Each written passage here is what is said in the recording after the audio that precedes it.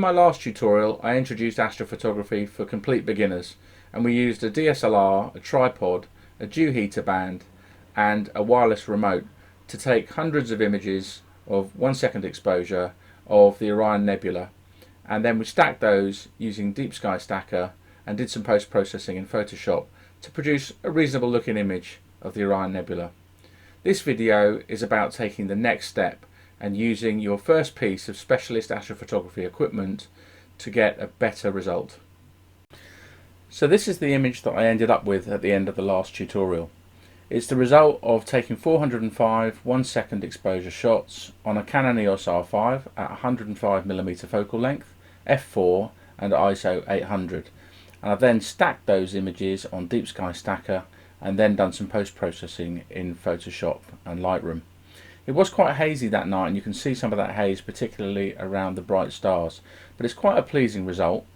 But of course we can always do better, and it's the nature of astrophotography always to try to do better than before. So what can we do differently to get a better result than this? So as you'll recall if you watched the other video, I was limited to this very short exposure time, 1 second exposure time at 105mm, and needing to use a very short exposure time led me to having to take a very large number of images, as you saw, 405 images. Now, taking lots of images fills up your hard drive and also means that the stacking process that you do on those images takes a long time to do. In addition, this actual image here is only a small fraction of the frame, and it's quite a big deep sky object, and many of the others are much smaller. And so we'd be wanting to use a longer focal length than 105 to get closer in and see more detail on those objects.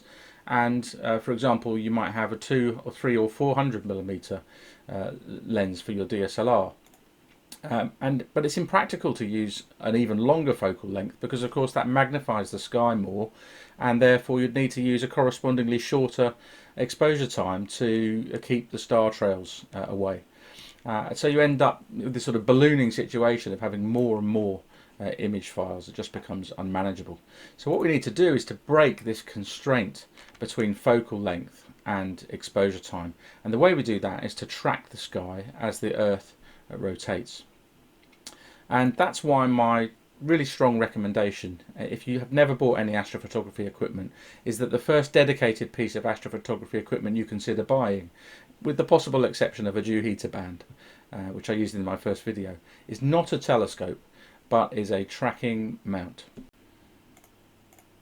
So there are lots of different tracking mounts available on the market, and they come in all different shapes and sizes, and of course price tags. Probably the leading 3 companies in tracking mounts are Celestron, iOptron and Skywatcher, and there's price tags ranging from £300 to £400 right up to thousands or even tens of thousands of pounds. And of course here we're talking about your first investment in potentially a new hobby, so just a word of caution, astrophotography can get really expensive quite quickly, so be aware of what you're getting into. Make sure you're really hooked and you really want to get into this hobby before you spend too much of your hard-earned cash. And for that reason I recommend the first thing you buy is a relatively small portable tracking mount. And the reason for that, a few reasons for that. The first one is it's a relatively small investment. It's a significant amount of money for sure at £300 to £400, but it's not a sort of life-changing investment, a huge amount. It's not like buying a car.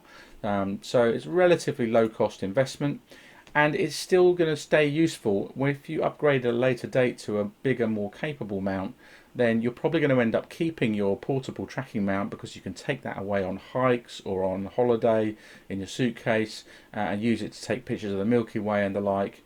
You're probably going to end up keeping it rather than selling it.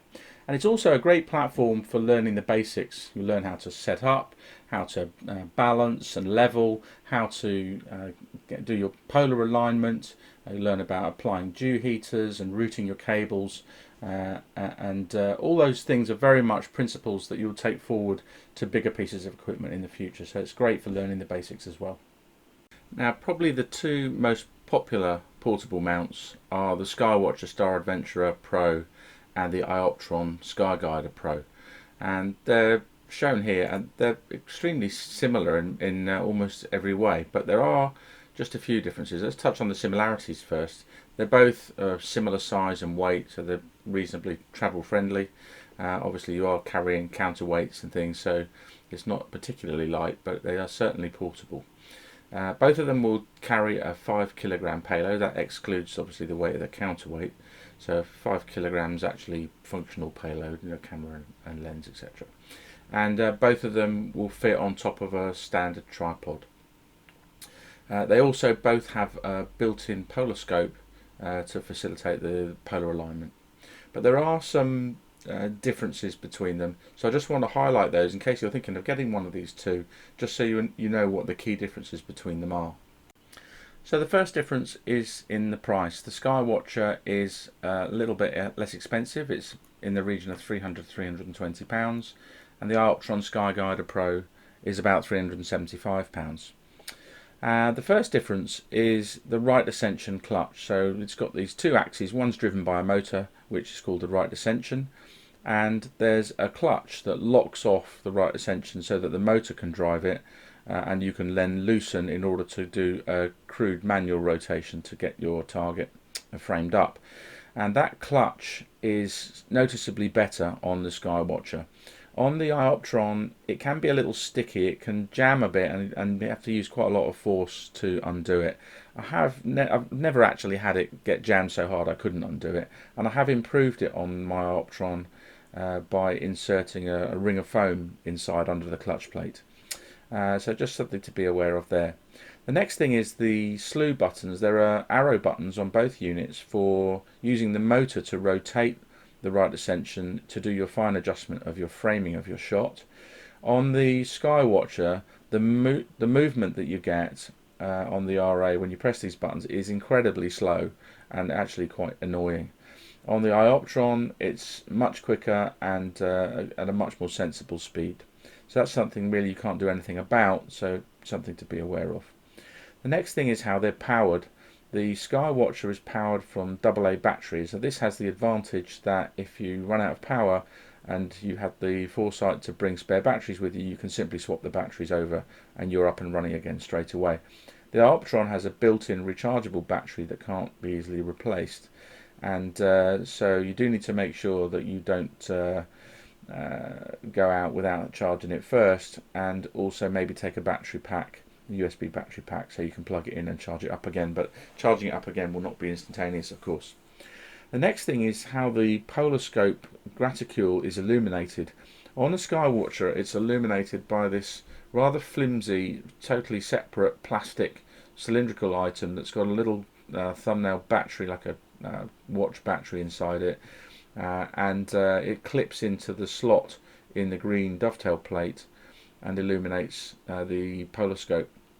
Now that's really a rather clumsy affair and fragile and easy to lose, and I don't like it at all. On the iOptron, the polar scope illumination is entirely built in to the unit, which is much better. The final thing I wanted to mention is this declination adjuster plate that's on the Skywatcher, and it's really super. It's effectively a worm drive that's manually driven. So you turn this thumb screw here, and the plate inside this housing rotates, and that carries your camera. So you can adjust your declination pointing when you're framing your shot really easily and smoothly by rotating this handle. And I like this so much, I actually went and bought a spare one of these deck adjusters from Skywatcher and adapted it with a bracket to fit on my iOptron. So I've actually now got a sort of hybrid of the two tracking mounts. So what do these tracking mounts actually do? Well, as you know, the Earth rotates around its north-south axis, and it rotates so that every point on the surface is rotating towards the east. And that means we have this axis of rotation that runs between the north and south poles, and then we're somewhere on the surface with our telescope. And the rotation of the Earth is what makes the sky appear to move during the night and causes star trails if we're on a static tripod. So the way that these tracking mounts work is that they have a single motorized axis which is carefully aligned using something called polar alignment to be parallel with the axis of rotation of the Earth. And once it is parallel, then when the motor runs, and it runs at a very specific speed, then that axis on the tracking mount will rotate at a rate of 360 degrees every roughly 24 hours, and that will take out the rotation of the sky for your camera and enable you to do these long exposure shots. So if we look at the Skyguider, this is a typical setup with the iOptron Skyguider. The right ascension axis is shown here. That's the one driven by the motor. The declination axis is here, and that's a static axis. We can adjust it with this ring plate here, lock it off, and then just leave it. We don't need to motorize that to track the sky. We've got a bracket underneath called an altitude azimuth bracket, or ALTAZ bracket for short, and that has various adjustment screws on it to enable us to orientate the motorized main body of the tracking mount so that we're getting nice and close to pointing in the right direction. And then we use the polar scope to make fine adjustments on these screws during the polar alignment process to get that right ascension axis as close as possible to parallel to the Earth's rotational axis. So that's what the tracking mount is all about. And when you look through the polar scope, you see a graticule like this has two sets of rings. We're trying to put the center of rotation of the sky, which is called the North Celestial Pole in the northern hemisphere, or the South Celestial Pole in the southern hemisphere. You're trying to put that point right on the center of the crosshair.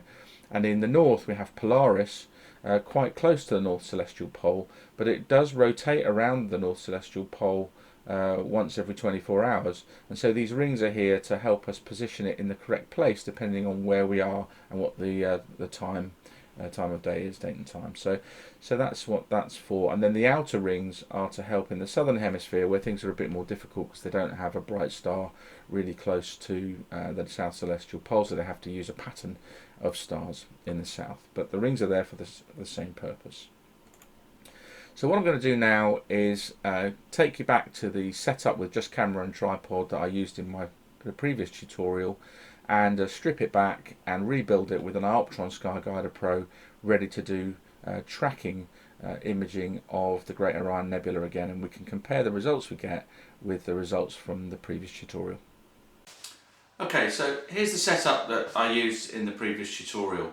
DSLR camera, 105mm lens, a dew heater on the lens, and remote control, radio remote control, and sitting on a tripod. So I'm going to start by taking off the dew heater and take the camera off, and we'll take the ball head off as well.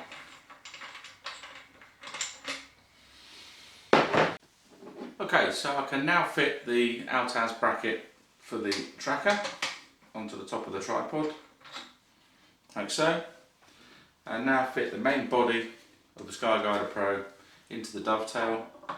Loosen the thumb screw and tighten it off.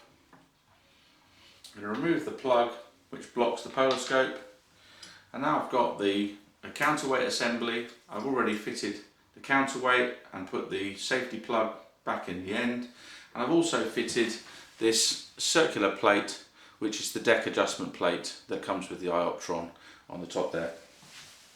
So I can now fit this onto the body with the single thumb screw and tighten that off, and the little plug can go back in the centre.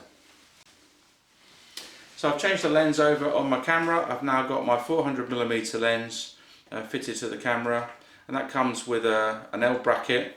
So I've attached the deck mounting plate onto the L bracket of the lens. I've fitted my dew shield onto the lens, and I've put my sun hood on as well, just to reduce the chance of any stray light. So we can now mount this onto the deck plate at the top, tighten up the two thumb screws, and with the RA clutch open, you can now balance this. You see it's counterweight heavy at the moment, so we'll just adjust that to get it balanced. That's now nicely balanced. So I can now freely frame my shot by slightly loosening these deck screws, opening the RA clutch, and in fact I've got this rotational ring as well on my lens. I can now frame my shot really easily by moving everything around. Once I'm happy that it's framed, I lock the RA clutch, lock the declination with these two thumb screws, and lock the lens off, and I'm now ready. Of course, we have to polar align, so we take the cover off the bottom, the plug out of the top, and do the polar alignment. That would normally be done actually before you frame your shot, so you know everything is oriented correctly. So we'll take that outside now, and we'll go and do some tracking shots on the Great Orion Nebula.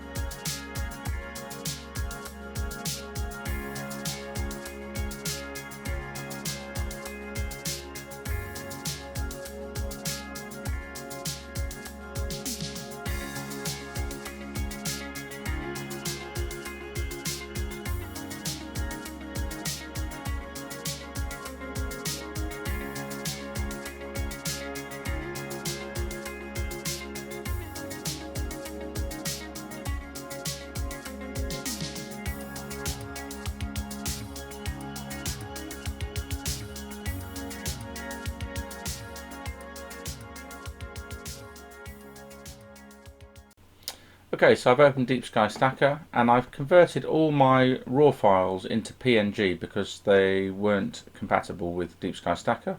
If your raw files are compatible, you can read them straight in.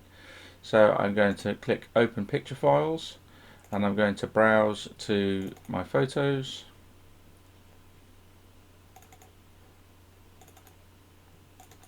Get my light frames first.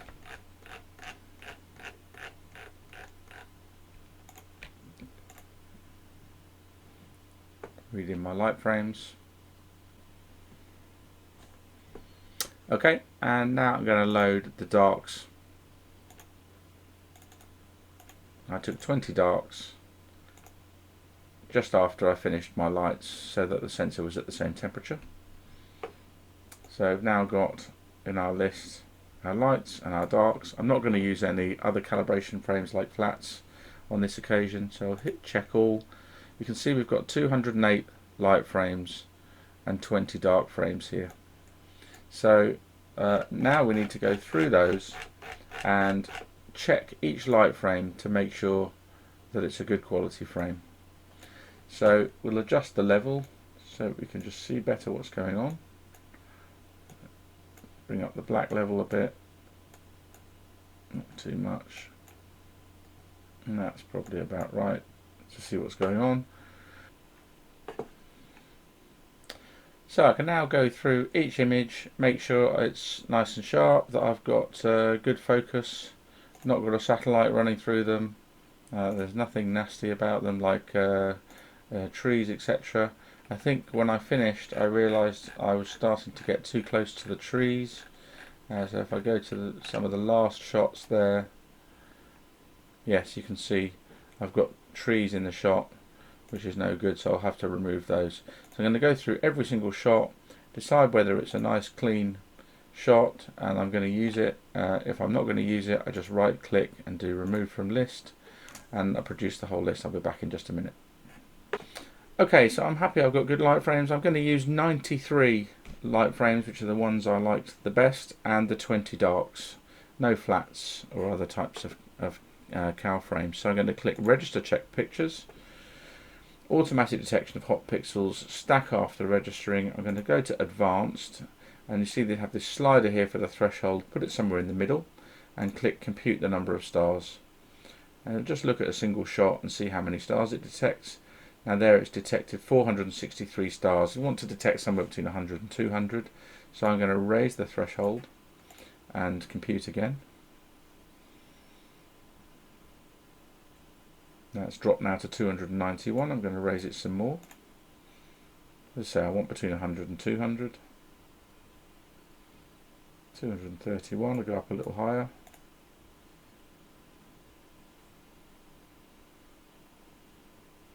$198 stars, that will do fine. So I can go back to actions, and I'm going to use, because I've already been through and checked all these pictures are good, I'm going to use the best 100%, in other words I'm going to use all of them. So I click OK and then OK again. So now it's processing that data, start with the dark frames, then the light frames, and stack it all together and produce a final image. I'll speed this up so we get to the end nice and quickly, and then we can see what we've got.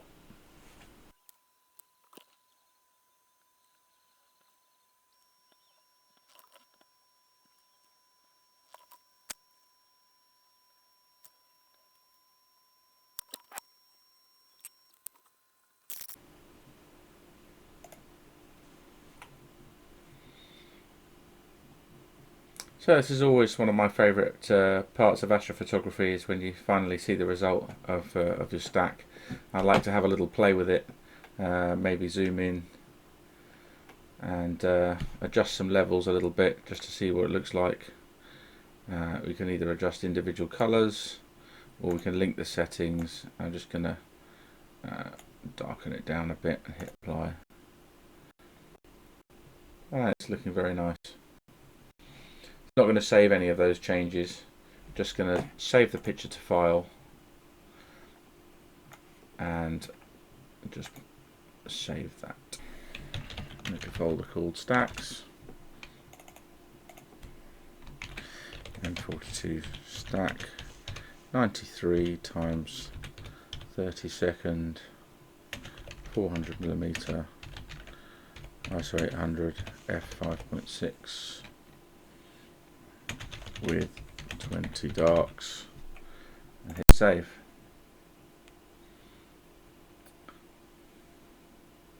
So once that's saved, the next step is to post-process it. So I'm going to use Photoshop for that.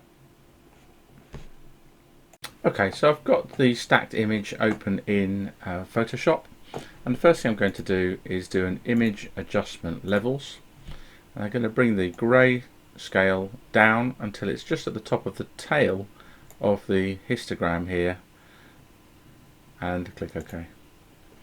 So next we'll do image mode and change from 32-bit to 16 bits per channel, and we'll use a method exposure and gamma and click OK.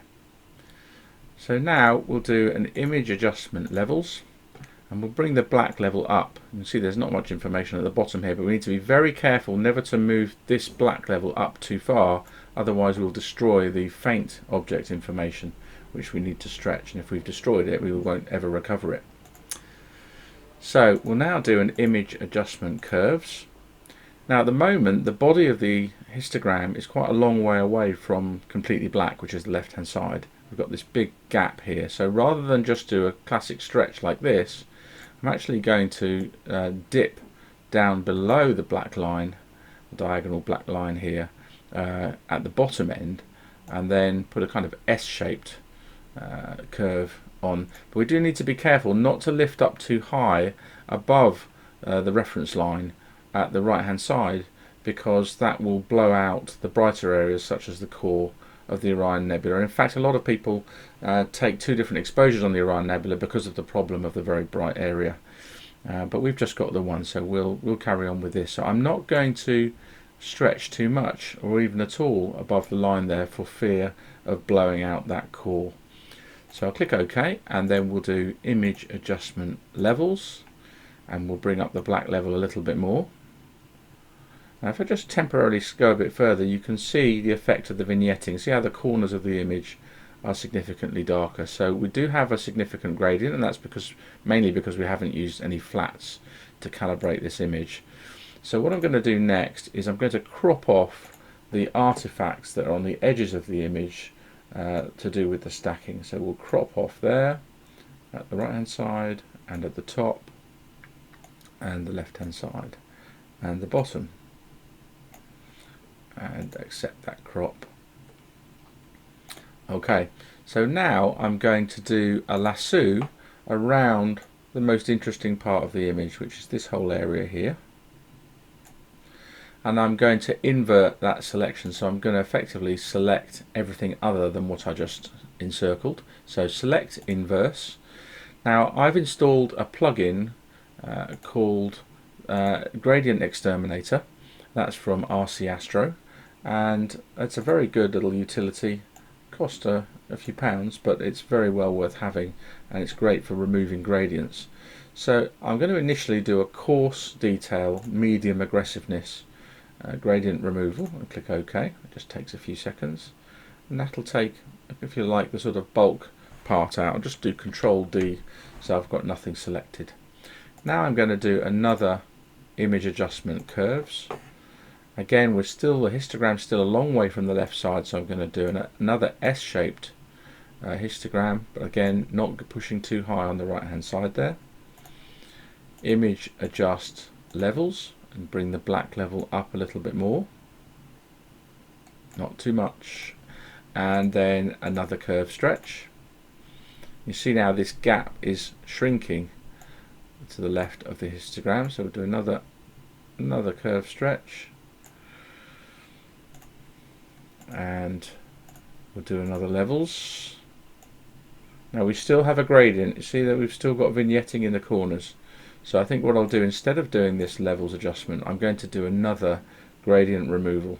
So with the lasso tool, again, I'm going to select my area of interest, invert my selection, and this time I'm going to use the same gradient exterminator, but I'm going to use medium and detail and high aggressiveness. Click OK. We should really get a nice uniform background in that area now. Control D to deselect. So we can test how well that worked now by doing image adjustment levels. And if I bring the black level up, you see the background is really very uniform now and doesn't really exhibit the same effect. There is a bit of darkening at the edges actually, which I think is a remnant of the stacking process. So I'm just going to lift the levels a little bit, not go too far, and do another curve stretch. There's another curve stretch, and we'll do the levels again, and another curve stretch,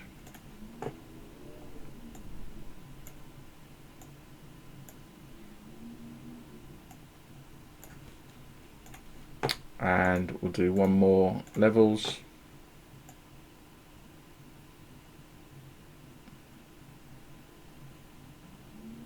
A little bit bolder now because I've done quite a lot of stretching.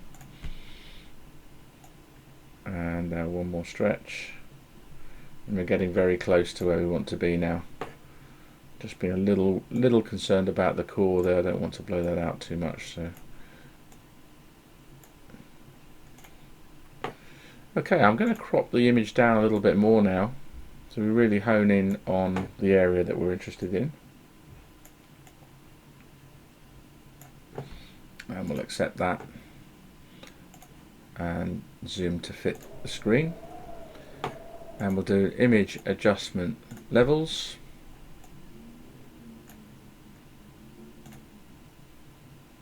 and we'll do one more curve stretch, okay, and a final levels. So there's a lot of alternation between levels and curves. There is an option here. You see these three droppers. If you click on the middle one and then click on a nice benign bit of background, it'll adjust your levels from a color point of view. See, everything's gone slightly red there. Depending on where you click, you get a different effect. And just click until you'll find a background color that you're happy with. That's a bit red. That looks okay. Alright, so at this point I'm going to export the image as a JPEG. I'm not going to throw away any resolution, but of course we'll lose a little bit in the JPEG compression process, but it's a 5469 by 3652 pixel image, still got an awful lot of resolution going on. So we'll export that.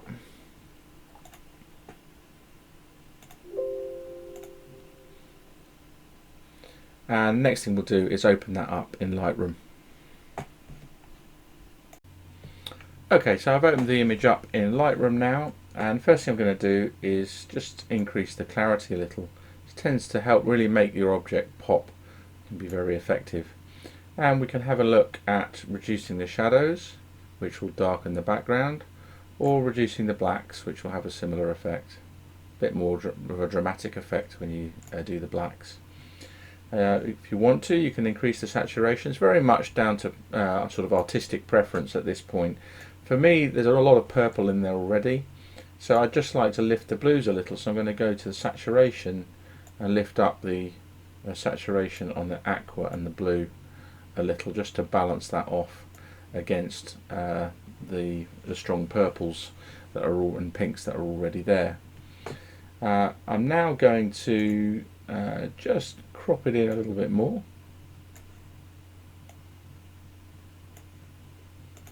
just to get a more dramatic effect. So now what we can do is look at noise reduction. So to do that, we'll zoom right in and see how noisy our image is. You can see we've got some noise going on here. So I'm going to experiment with the noise reduction. Now if you do too much noise reduction, you kill a lot of the detail. So it's a balancing game, but you can actually use the sharpening as well. So I can lift up the sharpening and the noise reduction and get a decent looking compromise between the two there. So I'm quite happy with that. Okay. And you can also adjust the detail slider on the noise reduction as well. If your detail is low, you lose a lot of information. If it's too high, you start to get some strange looking patterns. So again, it's a bit of a game. Okay, I'm reasonably happy with that. And we can also experiment with changing the contrast of the image. Let's see, that's quite a dramatic effect. I'm very concerned about blowing that core out too much. It's already very bright. I could actually drop the highlights, and you see how that's bringing more information into the core, so that's a really good change, dropping the highlights there. But that has tended to make the whole image dark.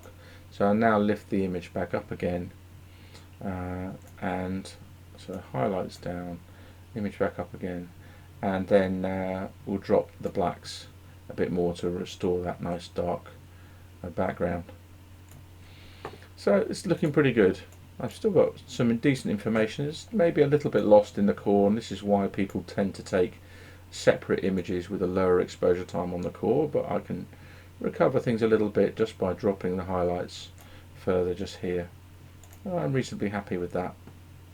Okay, so we'll export that now as a final image. Clearly I've done this very quickly, and you'll want to take a lot more time about it. But it just gives you a flavour for what can be done. You can spend as many hours as you like producing your own final version of your image. So I think it would be useful to do a comparison between the image we've got now using the tracking mount and the image we got using a static tripod. So let's make that comparison now. So this on the image on the left is using the static tripod, and here comes the image that we now have using the tracking mount. I think it's pretty clear that we've got a big improvement in the quality of the image, the amount of detail, the amount of faint detail that we can see in this image. It's really a big improvement. I hope you'll find that inspiring and that you'll want to go rush out and get yourself a tracking mount. I certainly did, and never looked back, and really got addicted to this hobby as a result of it. So I'm going to leave you with a more moody version of the image that we've got. Clear skies.